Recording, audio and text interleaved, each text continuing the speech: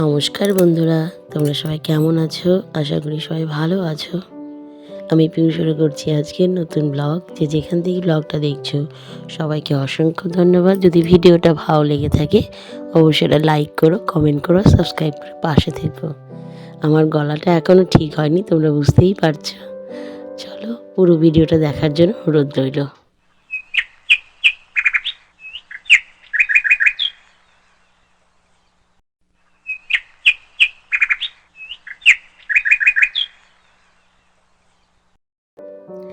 সকালবেলায় পাখির ডাকে আমাদের সবার ঘুম ভাঙে। তো যাই হোক, এই হলো আমার আজকে সকাল। যেহেতু আজকে গুড ফ্রাইডে ছুটি রয়েছে, সেই জন্য সকাল থেকে সারাটা দিন ব্যস্ততার মধ্যেই কাটলো।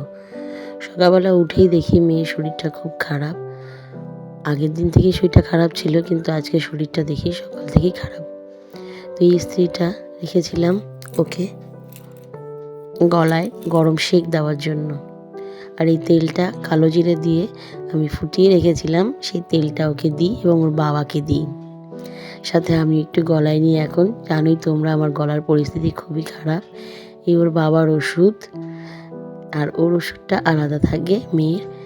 যাই হোক, বাসি ঘরটা কোনো রকম একটু ঝাড় দিয়ে নেবো। খুব একটা ভালো করে দেবো না, এখন ভালো করেই দেবো, মানে একেবারে ভেতর থেকে দেবো না এই কারণেই, কারণ আজকে একটু ডিপ ক্লিনিং করতে হবে। কারণ সারা সপ্তাহে ছুটিটা এবার দোলের দিন পড়েছিল। তো দোলের দিন আমার সেভাবে কোনো পরিষ্কার পরিচ্ছন্নতা হয়নি, কারণ মেয়ের সাথে সময় দিয়েছিলাম, পরিবারের সাথে সময় দিয়েছিলাম। সেজন্য আজকে একটু পরিষ্কার করে নেব ঘরটা ঠিক মতন। তো যাই হোক, প্রথমেই বাসি ঘরটা ঝাড় দিয়ে আমি এবার স্নানে চলে যাব, কারণ স্নানটা করে আসব।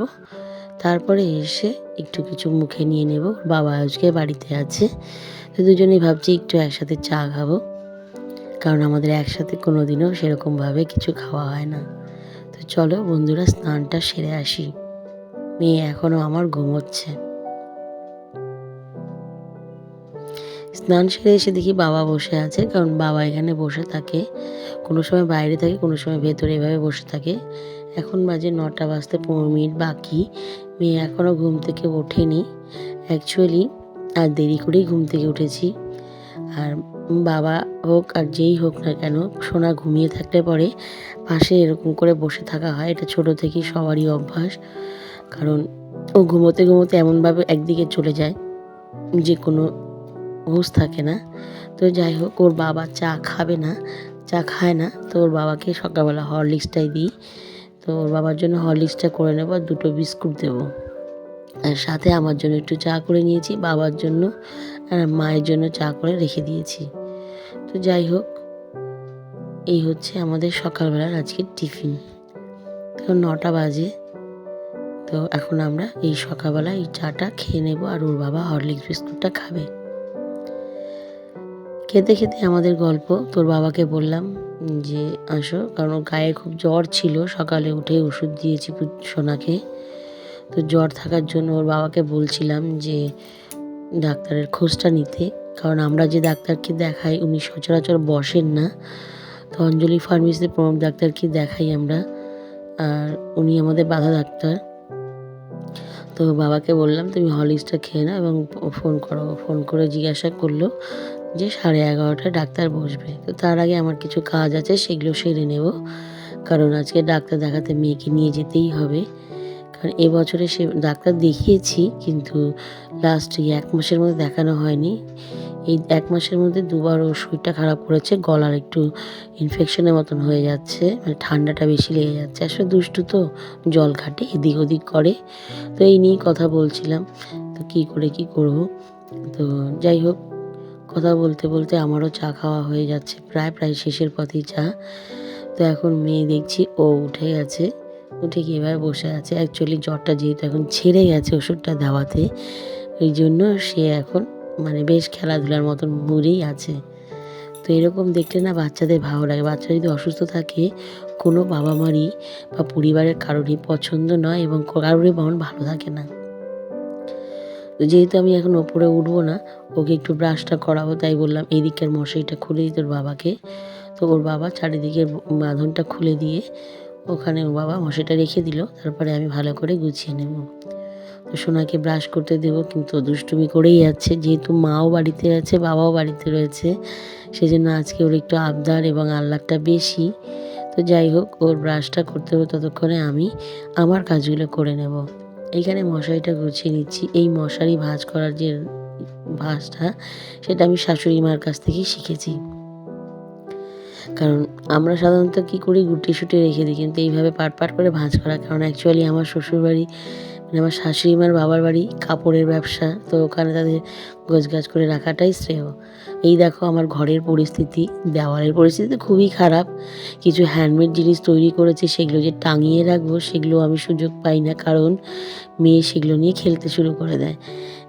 দেখবে আমি ঘর গোছাতে করে দেখবে কতবার যে আমি আজকে সারাদিনে ঘর গুছিয়েছি, মানে এইরকমই করতে হয়। এখনই একটা করব তো একটু পরে আর একটা করবো, এই করতে করতে। তবুও কি বলো তো, ঘর গুছিয়ে টিপটাপ না রাখলে আমার বেশ ভালো লাগে না। কারণ আমার কেমন জানি লাগে। আমি স্কুল থেকে ফিরে এসেও আগে ঘরটা গুছিয়ে নিই, তারপরে আমি ফ্রেশ ট্রেশ হয়ে নিয়ে তবে ঠিকঠাক মতন করে বসি। না হলে না আমার ঠিক পছন্দ হয় না। আর করোনার সময় আগে বাইরে থেকে এসে আগে নিজে ফ্রেশ হতাম, তারপরে ঘর দর গোছাতাম। এখনও তাই করি, কিন্তু মাঝে মাঝে কী করি, বিছানাতে হাত না দিলেও ঘরটা একটু ভালো করে ঝাড় পরিষ্কার দিয়ে তারপরে আমি ফ্রেশ হতে যাই। তো যাই হোক, এখানে আমাদের যে রাতের যে গায়ে কাপড়ের লেপ এবং হালকা কম্বলটা সেটা গুছিয়ে নিলাম, এবং কালকে মা এই বিছানা চাদরটা দিয়েছে, ঠিক করে হয়নি। তো আমি এবার ঠিকঠাক করে গুছিয়ে নিয়ে একবার ঠিক বিছানাটা পেরে নেব। জানালাটা খুললেই আমাদের এই পেছন দিকে এইখানে যে গাছটা দেখতে পাচ্ছ, এখানে বেশ কয়েকটা আম গাছ রয়েছে, কলা গাছ রয়েছে। এই আম গাছের থেকে না এখন আমের মুকুল এসেছে। বেশ কিছুদিন পর যখন আম ধরে বৈশাখ জ্যৈষ্ঠ মাসে, তখন এই ঝড়ো হাওয়াতে অনেক আম পড়ে থাকে। আর আমরা কুড়িয়েওছি, এবং এই পাশের বাড়ির কাকু আমাদেরকে অনেক আম দিয়েছে, আমরা এবং চাটনি আচার খেয়েছি। তো যাই হোক, মেয়েকে এবার বিছানা থেকে নামাবো, নামতেই চাচ্ছে না, একটার পর একটা দুষ্টুমি করেই যাচ্ছে। দেখো জ্বর এসেছে, ওর শরীরটা যে এতটাই খারাপ, তবুও দেখো ওর এনার্জিটা। কারণ যেহেতু এখন জ্বর নেই, জ্বর হলে পরে যখন জ্বর চলে আসে, ওর 102 এর নিচে জ্বর নামেই না, তখন কি করে নিজেই এক পাশে শুয়ে থাকে, চোখগুলো টল করে জল পড়তে থাকে। তখন এতটাই খারাপ লাগে, মনটা না খুব খারাপ হয়ে যায়। প্রত্যেক বাবা মা তাই করে, কারণ আমি জানি সন্তান সবথেকে কাছের। সন্তানের কিছু হলে পরে বাবা মারও শরীর বলো মন বলো কিছুই ভালো থাকে না। তো যাই হোক, আমি ভালো করে একদম ঘরটাকে পরিষ্কার করে নেব। পরিষ্কার বলতে বিছানাটা যদি পরিপাটি না হয় না, আমার ঠিক ভালো লাগে না। এই দেখো বলতেই দেখো ওর যে জ্বর এসেছে, সানের মধ্যে দেখো একটা চাদর নিয়ে শুয়েছে। আমি বললাম তুই এমনি কেন করে শুয়েছিস? বলে কি, ও আমি এমনি শুয়েছি, ওই জন্য ঠান্ডা ঠান্ডা লাগছে, সুসুর করছে। দেখো কেমন কথা। তো যাই হোক, এই দেখো এইভাবে আমি, আর এখানে ম্যাট্রেসটা এখনও পাতি। কারণ কি বলতো, সোনা আমার টয়লেট করে না, তবুও কোনো সময় খাবার দাবার রাখে, ফেলে দেয়। আমার সোনা বিছানার মধ্যে নিয়ে এসে খেয়ে নেয়, মানে সব কিছু খেতে ভালোবাসে। তো আমি ওই জিনিসটাকে আমি খুব অ্যাভয়েড করলে পরেও এখন একটা অভ্যাসে পরিণত হয়ে গেছে। ওকে চেষ্টা করি নিচে খাওয়ানোর, তবুও দেখো বাচ্চাদেরকে তো সবসময় সব কিছু করানো যায় না, ওদের মর্জি মতনও চলতে হয়। তো যাই হোক, মোটামুটি আমার বিছানা কমপ্লিট। এবার যে বাকি যেগুলো আছে সেগুলো আমি ঠিকঠাক মতন করে টেনে টুনে একদম চারিদিকে গুজে দেবো। তো এই জিনিসটা যদি পরিপাটি না হয় না, আমার ভালো লাগে না। তো এইভাবে আমি মানে আমি বাড়িতে যখন থাকি তখন মোটামুটি 10 মিনিটে আমার ঘর গোছানো হয়ে যায়। তবে সেই সময়টা খুব তাড়াতাড়িই হয়। কিন্তু আজ একটু বেশি সময় লেগেছে, আজকে আধ ঘন্টা মানে আধ ঘন্টার মতো না, এই তোমার 15 মিনিট থেকে 20 মিনিটের মতন লেগেছে। কারণ এখানে আমি দেখো যখন আমি কোলবালিশের মানে পাশ বালিশটা যখন আমি কভারটা ভরতে যাই দেখি ভেতরে ওটা ছিঁড়ে গেছে মাথাটা। তখন এটা আবার সেলাই করতে বসলাম। তো এটার জন্য একটু সময় লেগে গেছে। ধরে নাও কোথাও ঝুল হয়েছে, সেই ঝুলটা পরিষ্কার করতে গেলাম, সেটা একটু বেশি হয়েছে। নিচে জিনিসপত্র খাটের নিচে সারা সপ্তাহ ধরে জিনিস পড়ে থাকে, সেগুলোকে গুছিয়ে ওঠাতে হয়। এরকম করে আমার সারা সপ্তাহের যে কাজগুলো বেশি বাড়তি হয় তখন আমি এই ছুটির দিনগুলোতে করে ফেলি। তো যাই হোক বন্ধুরা, এখনও পর্যন্ত তোমরা ভিডিওটা দেখতে থাকো। যদি ভালো লেগে থাকে কোনো একটা জায়গায়, তাহলে অবশ্যই এটা কমেন্ট করো, সাবস্ক্রাইব করে আমার পাশে থেকো। নতুন বন্ধুরা যারা রয়েছে অবশ্যই সাবস্ক্রাইব পাশে থেকো। এখানে একটা কথা বলি, আমরা সাবস্ক্রাইব করি এবং সাবস্ক্রাইব করার জন্য ভিডিও দেখে ভালো লাগে তখন সাবস্ক্রাইব করি। কিন্তু অনেক সময় কী করি, সাবস্ক্রাইব করে কাউকে হয়তো সাবস্ক্রাইব করতে বলা হলো এবং সেই কী করে, মানে এটা একটা রীতির মতন পড়ে গেছে। আমার বলাটা ঠিক না, তবুও বলছি এটা কিন্তু ঠিক নয়। আমার যদি ভিডিও ভালো লাগে তবেই অবশ্যই সাপোর্ট করে আমার পাশে থেকো। আর যদি ভিডিও ভালো না লাগে তাহলে তোমাকে সাপোর্ট করবো বলে তুমি আমাকে সাবস্ক্রাইব করলে, তোমাকে যখন সাপোর্ট করলাম তখন তুমি আমাকে আনসাবস্ক্রাইব করে চলে গেলে, এটা ঠিক নয়। তো এই জন্য বলবো, সবাই সাপোর্ট করলে পরে সাপোর্ট করেই থেকো। তো সাপোর্ট করার মাঝখানে আবার কিছু গলত রেখো না। কি বলো তো, আমরা সবাই তো নতুন ইউটিউবার বলা ভুল, নতুন একটা কাজে যুক্ত হয়েছি। অনেকেই নতুন রয়েছি আর অনেকেই পুরাতন রয়েছি, অনেকের ভিডিও দেখতে ভালো লাগে। তো যাই হোক, এটাই বললাম, কিছু মনে করো না, আমি মনে হয়েছে তাই বললাম। কি বলো তো, মানে এই জিনিসগুলো না এখন সচরাচর দেখতে পাই, অনেক সময় দেখি, তো বলিনি অনেক দিন ধরেই, তো বলতে আমার ভালো লাগলো না এগুলো কথা, তবুও বলে ফেললাম। তো যাই হোক, দোলের দিন মেয়ে এখানে ঠাকুরকে আমিও একটু আবির দিয়েছিলাম। এখানে দেখো আবির দেওয়াতে ও কী করেছে, ঠাকুরগুলো রং হয়ে গেছে। তো ড্রেসিং টেবিলের ওপরে না আমি কোনো ঢাকনা ট্রে কিছুই রাখতে পারি না, এগুলো সব উঠিয়ে রেখেছি, কারণ সোনা কিছুই রাখতে দেয় না। এই যে সেলফটা রয়েছে লাল আগে ছিল, এখন এটা ব্লু কালার নেওয়া হয়েছে উড়ি খেলার জন্য। ও দিদির বাড়ি থেকে নিয়ে এসেছিল, কিন্তু এটা সাধারণত রাখে না, খেলার ওখানে নিয়ে যায়। তো আমি এখন অনেক কষ্ট করে এখানে একটা যুক্ত করেছি। তো যাই হোক, ঠাকুরগুলোকে মুছে নিয়ে সুন্দর করে ইস্ত্রিটাকে ঠিকঠাক করে দড়ি দিয়ে তারটাকে বেঁধে, দড়ি বলতে একটা সুতো নিয়েছি, সেই সুতোটা দিয়ে, কাপড় একটা পাড়ের সুতো, সেটা দিয়ে বেঁধে সুন্দর করে রেখে দিয়েছি। এবার কিছু কাপড় রয়েছে দেখো দড়ির মধ্যে টাঙানো, এগুলো কি বলো তো, বাইরে থেকে এসে সচরাচর এরকম করে রাখা হয়। আর কিছু কিছু সময় অনুষ্ঠান বাড়িতে গেলে পরে সেই শাড়িগুলো বা কাপড় হয়তো ধুয়ে দেওয়া হয়েছে, সেগুলো হয়তো এখানে এনে আমার শাশুড়ি মা রেখে দেয়। আমি হয়তো যখন বাড়িতে দেরি করে ঢুকি তখন আমার শাশুড়ি মা এখানে রেখে দেন, আমি পরে এগুলো আর পাট করে গুছিয়ে রাখি। আলনাটা যদি পাট করে গোছানো না থাকে না, আমার ঠিক ভালো লাগে না। তো এই গোছাতেই মেয়েকেও রেডি করে নেব, কারণ ডাক্তার দেখবে 11:30টার সময়, আমাকে তাড়াতাড়ি বেরোতে হবে। এদিকে আবার ট্রাঙ্কের ওপরে আমাদের টেবিলের মতন ট্রাঙ্কটা রয়েছে, সেখানেও কিছু বেশ গোছানোর কাজ করছি, মানে আমি 10 দিকে কাজ করছি। তো এই জন্যই আমার 15 মিনিটে আমার গোটা ঘরটা গোছানো হয়েছে। দেখতে পাচ্ছ আমার গোটা ঘরটা কিন্তু পরিষ্কার লাগছে, কিন্তু কি দেওয়ালটার জন্য একটু অপরিষ্কার মনে হচ্ছে। একটু ওটা চোখ বন্ধ করে সহ্য করে নিও, কারণ এই মুহূর্তে কিছু করতে পারবো না। যাদের বাড়িতে ছোটো বাচ্চা রয়েছে সবাই জানো এই পরিস্থিতিটা সবার বাড়িতেই আছে। তো যাই হোক, ওকে রেডি করব। দেখো ওর হচ্ছে এখন ডাক্তার দেখাতে যাবে না ও পার্কে যাবে বুঝতে পারছি না। ও ম্যাগি বর্নভিটা সবই ও কী করেছে, ও ঠাম্মিকে বলল তুমি আমাকে প্যাকেট করে দাও। আমি বললাম আমি করে দিয়েছি, ও যে মানে খাবে না। আমি বললাম ঠাকুমাকে খাইয়ে দিতে, আমি এদিকে ওগুলো কাজগুলো করে ওকে রেডি করে নিই। ও ঠাকুমাকে বলছে না তুমি খাওয়াবে না, তুমি ওগুলো প্যাকেট করে দাও, আমি বাইরে গিয়ে খাবো। তো উনি স্কার্ট পরবে, লিপস্টিক লাগাবে, দেখো এগুলো করে ও এখন মেকআপ করে ডাক্তারের কাছে যাবে। আচ্ছা, ডাক্তারের কাছে যদি এইভাবে যাওয়া যায়, ডাক্তার কী বলবে বলো তো? ওকে কি সুস্থ বলবে না অসুস্থ বলবে? তো যাই হোক, কিচ্ছু করার নেই, যেহেতু মেয়ের আবদার, এই হচ্ছে তার আবদার পূরণ করতেই হবে। তো আমারও ভালো লাগছে, পরিপাটি করে যাওয়াটাই ভালো, পরিষ্কার পরিচ্ছন্নভাবে।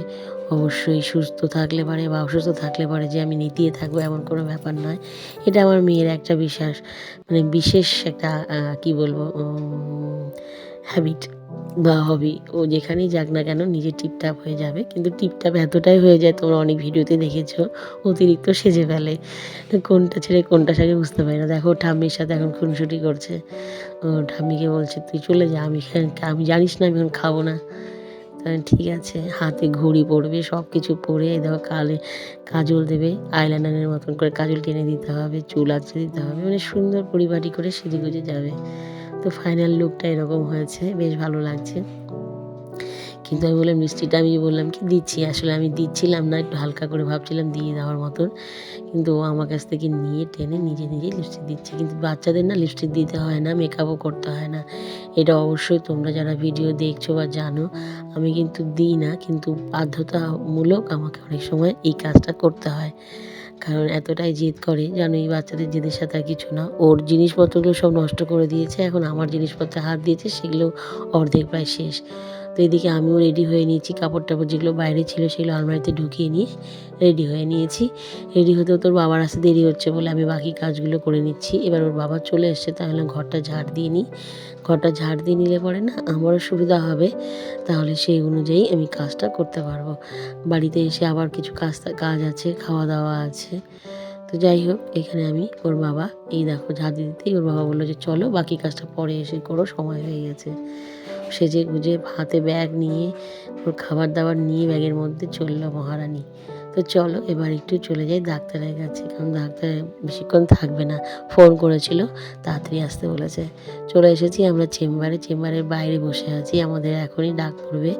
তো মেয়ের ওয়েট করিয়ে নিয়ে দেখছিলাম চেম্বার 1 চেম্বার 2 এখানে ইসিজি করানো হয় এবং করোনার সময় যে কিছু সতর্কবার্তা সেগুলো রয়েছে। তো পায়ের নিচে গালিচা দিয়েছে, কারণ এখানে অনেক সময় ঠান্ডার মধ্যে না দাঁড়ানো খুব সমস্যা হয়ে যায়, বাচ্চারা না জুতো পরে থাকে, বড়োদেরও খুব সমস্যা হয়। তো চলে আসছি ডাক্তার দেখিয়ে ওষুধ নিয়ে। এখানে এখন ওনার জেদ, এখানে কিছু ও কেনাকাটা করবে। অ্যাকচুয়ালি বিবেকানন্দ মোড় পুরো চত্বরটাই জানে যে কোন কোন দোকানে যায়, এবং দোকানদারও ভাবে যে আসলো রে, সেই কেনাকাটা সেই আমাদের বিক্রি বাট্টা হবে। বলছি না সবাই বিক্রি বাট্টা সবাই কেনাকাটা করে, এমন নয় যে আমরাই সব কিছু কেনাকাটা করি, তবে পরিমাণটা একটু বেশি হয় আমার মেয়ের। তো যাই হোক, এবং স্মার্ট পয়েন্টে আমরা ঢুকে গেছি শপিং মলে। এখান থেকে আমার জন্য কেক নিয়েছেন, এখান থেকে ওটা নিচ্ছেন, এইভাবে করে জিনিস নিচ্ছে। তো উনি ঘুরে ঘুরে জিনিস নিতে খুব পছন্দ করেন, তো যেটা আমরা সচরাচর খালি দেখেই যাই। যাই হোক, কেনাকাটা হয়ে গেছে, আমাদেরও কিছু কেনাকাটা ছিল, একটু মাসের কিছু বাজার ছিল, সেগুলোও নেওয়া হয়েছে। তো যেহেতু ব্যাগ নিয়ে যাইনি, ওখান থেকে ব্যাগ নেওয়া হয়েছে, তো এগুলোকে বললাম তুমি এখানে রেখে দাও, কারণ ওই বিবেকানন্দ মোড়ের পুরো দোকানগুলো কিছুটা ঘুরবে, ঘুরে জিনিস কিনবে। আজকে ওর কিছু একটা বিশেষ কাজ করার কথা, সেটা তোমাদের সবার শেষে জানাবো। তো চলে এসেছি, এসে এখন জিনিসগুলো রেখে দিচ্ছি। তো রেখে দেওয়ার পরে আমি ভাবলাম যে না, এখন আর কিছু না, দেরি করা যাবে না, ফ্রেশ হয়ে নিই। ওরও সময় হয়ে গেছে, এখন 12টা 12:30 নাগাদ বাজে। স্নানটা যদি না করে তাহলে খুব মুশকিল হয়ে যাবে। তো যাই হোক, এই জিনিসগুলো সব নিয়ে এসেছে। এই আমাদের চাল নিয়ে এসেছে, অ্যাকচুয়ালি মিনিকেট চালটা আমরা কোনোদিন খাইনি, আমরা বাসমতি চালটাই খাই। দেখলাম কেমন লাগে, তো যাই হোক দেখে নিয়ে এলাম। এবার দেখো এসেই সব কিছু ছড়িয়ে দিয়েছে, এগুলোকে গুছিয়ে নেব।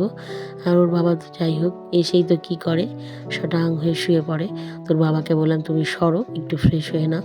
তোর বাবা হাত মুখ ধুয়ে এসে বসে বসে মোবাইলটা ড্রেসিং টেবিলে বসে মোবাইল দেখছিল, আর আমি তখন একটু ভালো করে আরেকবার ঘরটা পরিপাটি করে নিয়েছি, কারণ বিছানায় উঠলেই না এলোমেলো করে দেয়, আমার ভালো লাগে না, আমি একটু টান টান পরিপাটি না হলে বেশ পোষায় না আমার।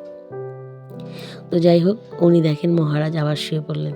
তো যাই হোক শুয়ে পড়ুক, এখন বাজে 2টা 10, কাজ শেষ হলো প্রায়, মানে সব কিছু শেষ হলো, এখন খাওয়া দাওয়া। এই মুহূর্তে আমরা এসে শুনি একটা খারাপ খবর, মানে খারাপ খবরটা শুনে না সত্যিই খারাপ লাগছে। মানে আমার ঠাকুমার শাশুড়ি, বয়স হয়েছেন ঠিক আছে, চলে যাবে, ভালো কথা, কিন্তু এতটাও মানে আমার একটু কথা দেওয়া ছিল। এই জায়গাটা দেখো সব টিপটাপ করে রেখেছি, এবার বাকি যে ঝাড় দেওয়াটার কাজটা ছিল সেটুকটা করে নেবো, কারণ বিছানাটা ঝাড়লে পরে ঘরটা একটু ঝেড়ে নিই আমি।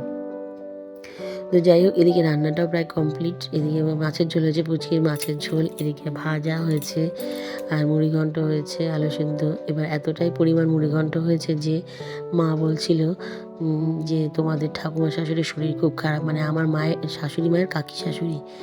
তো যাই হোক, তো এখন এতগুলো রান্না হয়েছে, কী হবে। তো বাড়িতে ফোন এসেছিলো, কোমায় চলে গেছেন, ওনার পরিস্থিতি খুবই খারাপ। তো মা আবার এদিকে বুঝিয়ে স্নান করিয়ে নিয়ে এসেছে, আমি এবার ওকে ফ্রেশ করিয়ে দেবো। স্নান করার সময় মা হলে ভালো হয়, আমার সাথে খুব একটা স্নান করতে খুব একটা যায় না, কারণ ও আমার একটু চিৎকারটা বেশি হয়ে যায়, দুষ্টুমিটা আমি পছন্দ করি না, যেটা ওর ঠাকুমা পছন্দ করে। তো যাই হোক, ওকেও একটু ফ্রেশ করে নেব, যেটা বলছিলাম। এবার দেখো, মানে আমার ঠাকুমা শাশুড়িকে কথা দিয়েছিলাম আমাদের নতুন বউ বিয়ে করে এলে পরে তাকে নিয়ে যাব, কিন্তু তাকে আর দেখানো হলো না। অনেকবারই ভেবেছি, কিন্তু অনেক কারণবশত, কোনো না কোনো কারণবশত আমাদের আর যাওয়া হলো না। তো জানি না এখনও উনি আছেন কি না, আমি এখন ভয়েসটা সকালবেলা দিচ্ছি, তো জানি না উনি আছেন কি না। তবে যাই হোক, ভগবানকে কামনা করব উনি সত্যিই খুব ভালো। আমি যে ওই বড় বউ মানে এত ভালোবাসেন এবং আমার অপারেশনের সময় উনি খোঁজ নিয়েছেন, মানে সত্যিই একদম অতুলনীয়। আর আমি ঠাকুমা কোনোদিন নিজের পাইনি, আমি ওখানে গিয়ে ঠাকুমা শাশুড়িকে পেয়েছি এবং দেখেছি, তাতে আমি সত্যিই মানে নিজেকে ধন্য মনে করি যে না আমি পেয়েছি। তো যাই হোক, মেয়েকে ওর বাবা আমাকে একবার খাইয়ে দিল, যদি মেয়ে খায় এই ইয়েতে। তো ওকে খাওয়ানোর জন্য বসেছি, কিন্তু খাচ্ছে না। যেটা বলছিলাম তোমাদেরকে সবশেষে দেখাবো। এই দেখো, ও হচ্ছে জিনিসপত্র যতগুলো নিয়ে এসেছে চ্যালেঞ্জ করবে বাবা মাম্মার সাথে। তো সেই জন্য এই চ্যালেঞ্জের প্রোগ্রামটা দেখার জন্য পরের ভিডিও তোমাদের ফলো করতে হবে। অবশ্যই আমরা চ্যালেঞ্জ করেছি। তো যাই হোক, আজকের মতো ভিডিওটা এখানেই। সবার সাথে আবার দেখা হবে নতুন একটা ব্লগের সাথে। সবাই ভালো থেকো, সুস্থ থেকো। নমস্কার।